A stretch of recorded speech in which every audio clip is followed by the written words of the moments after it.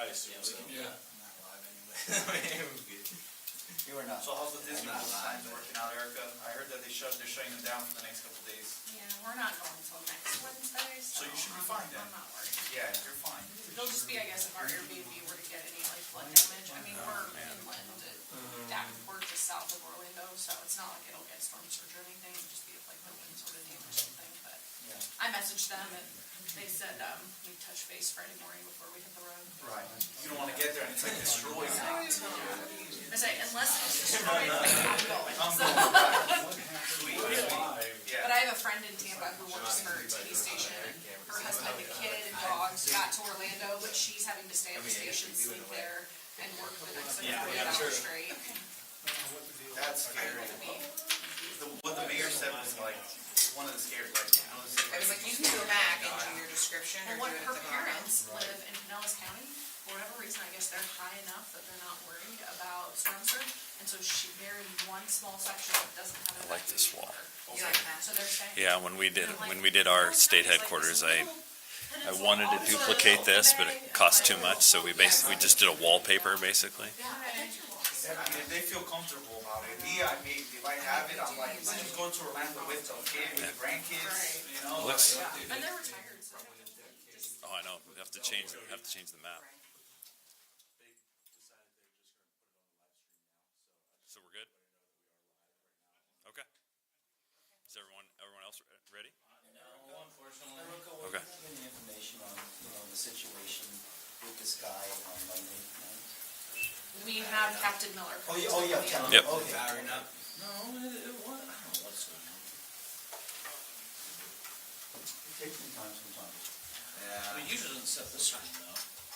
I never think that. Sometimes it takes like 10 minutes. Yeah. These things are crap. If you hold your hand up here like this, and your leg up here like this, then you get better results. I know. Usually when you're on the gun, it takes forever to fire up. Yeah, I never have a problem when I've got time, right? Well, yeah.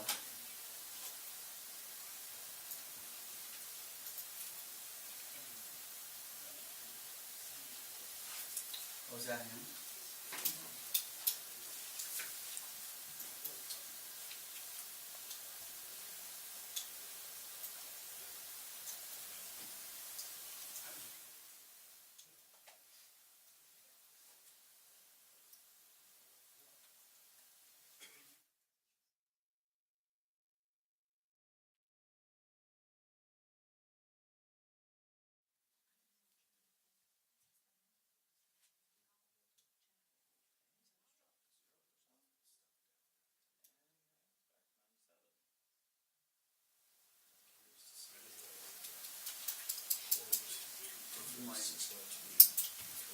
Oh, they said they have. That's weird. Isn't that weird? Okay, good? Almost.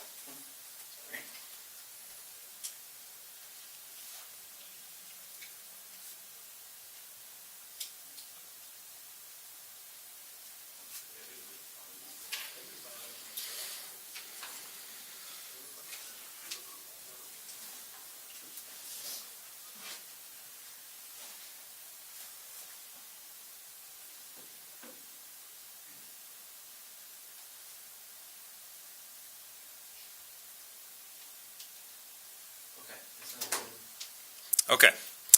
Thanks, everybody, for coming. We're going to have 3 speakers, and then we'll take questions after that. It'll be Chief Deputy Ben Houchin from Lancaster County Sheriff's Office, Major Jeff Wilsinski, and I'll have him spell that for you, or I can spell it for you afterwards, from the State Patrol, and then Captain Ben Miller from the Lincoln Police Department. Those will be our speakers, and then we'll do questions after that.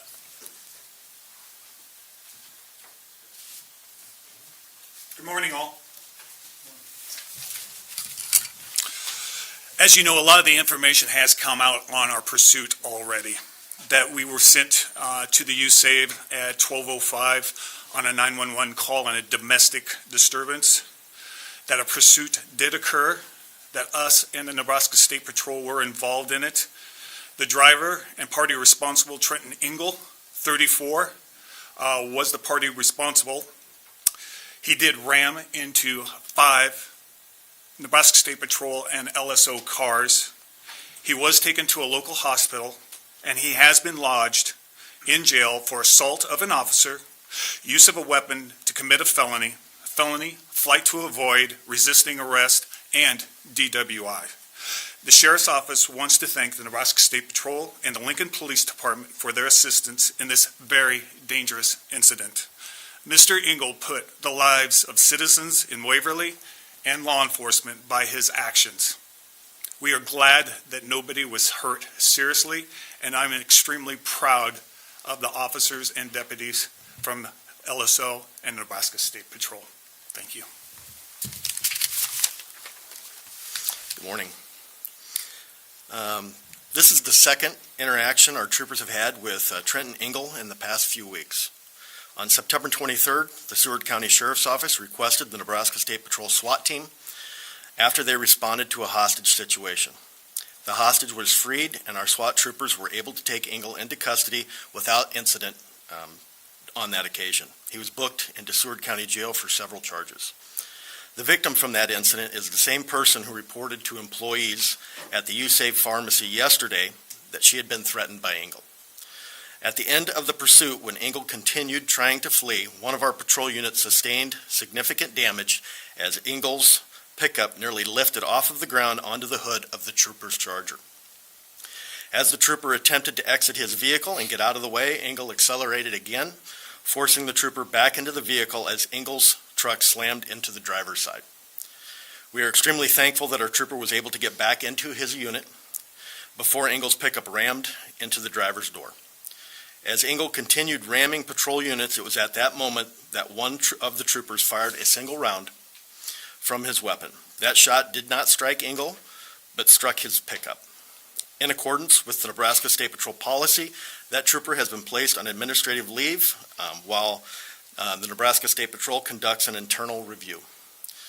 We also requested that Lincoln Police Department conducted an officer-involved shooting investigation. Thank you.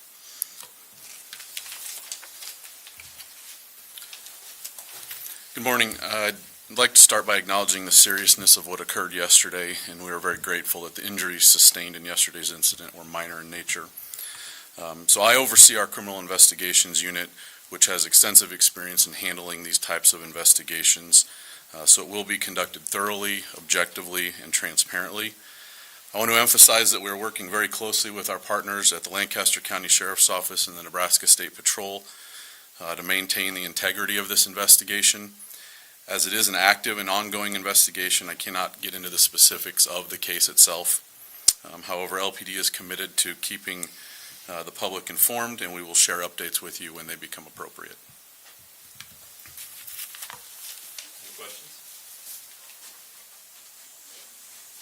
The scene showed that there was multiple cars from both the sheriff's office and NSP in the area. When that trooper let off that shot, was any of those cars in the line of sight possibly? The investigation is ongoing at that point. It's highly likely that the trooper that was there did not know the background on that, if there was a cars back there. They did know that the cars were to the side of him, and he was not firing in that area. Can you specify, there was an incident apparently that he was involved in on Tuesday morning. Can you specify what that was all about? I'm going to let the Lincoln Police Department answer that because that involved them on that early morning. Yeah, so our officers were called out to a call for service that was related to this individual. And certainly we're working with the State Patrol and Lancaster County Sheriff's Office to piece together all of those investigations. There's a series of events that have occurred over probably the last couple of weeks, as they mentioned. So we're still in the process of putting all of that stuff together to see how they're related. Can you say what that situation was? It was classified as an assault or a disturbance. So. And was Mr. Engel apprehended at that time, or were you looking for him? He was not apprehended at that time. And were you guys, so you knew that he was the suspect, and were you guys looking for him at the time? He was a person that, yes, we needed to talk to regarding that incident. And I believe some of that was being relayed through dispatch during this incident as well. So, they knew about this guy's past history. Yeah, our dispatch and had what we call a flag. And so the information that he had a gun, he had threatened individuals and this victim again. So we did know that part of it. And thankfully we did, because it made the situation more serious at that point in time. We usually do not make a decision that we're not going to stop pursuing, but this individual needed to be stopped, and that's the reason why it went on longer, and the steps to stop it were taken to protect the public, because him being out was more dangerous than the pursuit was. Was this all on Highway 6? Did it ever leave the road, or? It left the road by the McDonald's into a field out there for a little bit, but not very long. We did able to use stop sticks, and we did get the front passenger tire deflated, and that's the reason why I believe the vehicle spun out at Highway 6 in Amberley. And do you know what happened in that U-Save pharmacy with the woman? Why was she there, and did he follow her there, or what happened? We do know there was, she had a medical appointment, and from there, we're not 100% sure, but we do know that there was enough of a disturbance that the employees there pushed a panic alarm and called 911 to get law enforcement coming. Was he in the pharmacy when you showed up? No. Was he in his truck? We were searching for him actively, and when we noticed him, he was getting into his truck at his house, and that's the reason why we began to follow. There was several traffic violations along with the disturbance, and that's the reason why we tried to initiate the traffic stop. Did you guys notice anything in his vehicle, a gun or weapon or anything? So that's something that's part of this investigation still, that we are still in the early stages of going through that vehicle and collecting all that evidence. So something that we can't really get into right now. Would you be able to say if there was any weapons found? We haven't completed the search of that vehicle yet, so it's not something that we can get into right now. And Captain, on the incident on Monday morning, did it involve at all the female involved in here, or are they interrelated at all? The Tuesday morning incident, is that, the female wasn't directly involved in that incident, but was loosely involved in it, I would say. What's the relationship between the two? Are they married, acquaintance, or boyfriend, girlfriend? Boyfriend, girlfriend. And I mean, maybe for all of you, is there a concern that this guy was out, and about just a week after holding a person hostage? Yes, it is a concern, and it put our guys in danger. And he is very dangerous. He doesn't care about other people's safety. He cares about himself, it appears, and it's good that he's off the street at this point in time. For LPD, do you know if the trooper inside the vehicle that the suspect was ramming was the same one that fired the shot, or if that shot came from a different trooper? That's something that's still part of that investigation that we're looking into, so. Do you know, do you have the BAC for Engel yet, what it was? I don't have that information, no. A blood draw warrant was served, and we have not got the results back yet. But there was probable cause to be able to get a search warrant for his blood. And last from getting back to the station, was Engel inside the museum with the woman, just clarification? That's still in an investigation. When she left, he was not, but he showed up soon after.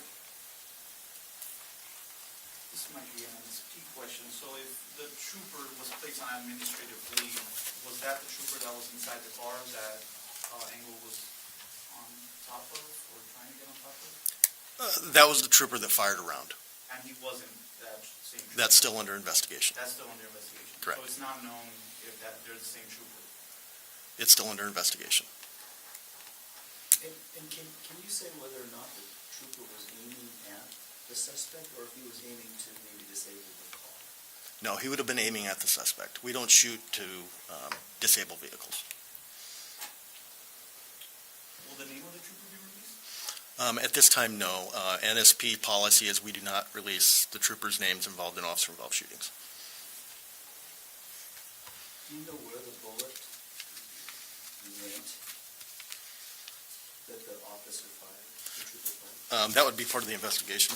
Yeah, that's, again, that's something that, really, our investigators were out at the scene last night, I think until about 9 o'clock, and their focus at that time was collecting the evidence and getting the roadway back opened again.